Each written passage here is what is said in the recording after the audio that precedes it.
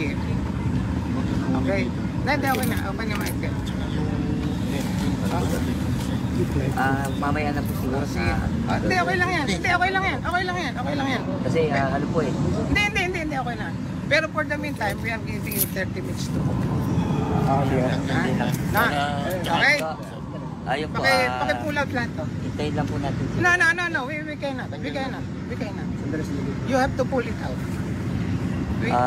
Ngayon, kung if ever na mag-agree ulit kayo, you can go. Pwede po siya SMLI kung gusto nyo intervene si attorney para at least madinig din po yung side nila.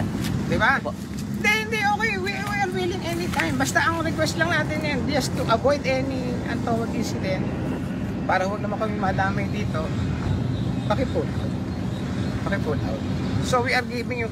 Sir, ano pong dahilan sir? Ba't ipo-pull out po? Ayun ang mayari. Ano yung napag-usapan sir? May papel na po Ayun na... na, itimanda nyo to. Hindi, magpatimanda ka, hindi kasi nyo kapag-usap. Itimanda nyo to. For breaching the contract. Tama yan. Pasok ka ng pasok sa kontrata, hindi mo alam. So we are now going to the police station. And if you will not pull out, then okay, that's your own risk. Okay? Ikaw, Michael, kasi pasok ka ng pasok sa kontrata. Pero sir, sino naglagay ng tarpaulin dyan sir? Sa labas? Ako, Atty. Jose Cruz. Ako yun.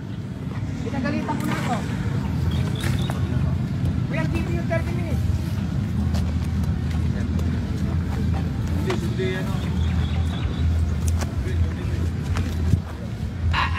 Aalisin nyo, hindi.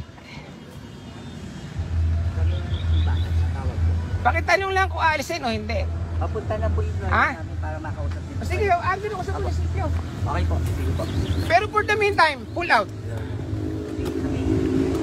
Ano na, ipo-forward natin yung i-forward natin yung pag-ito. 2G kasi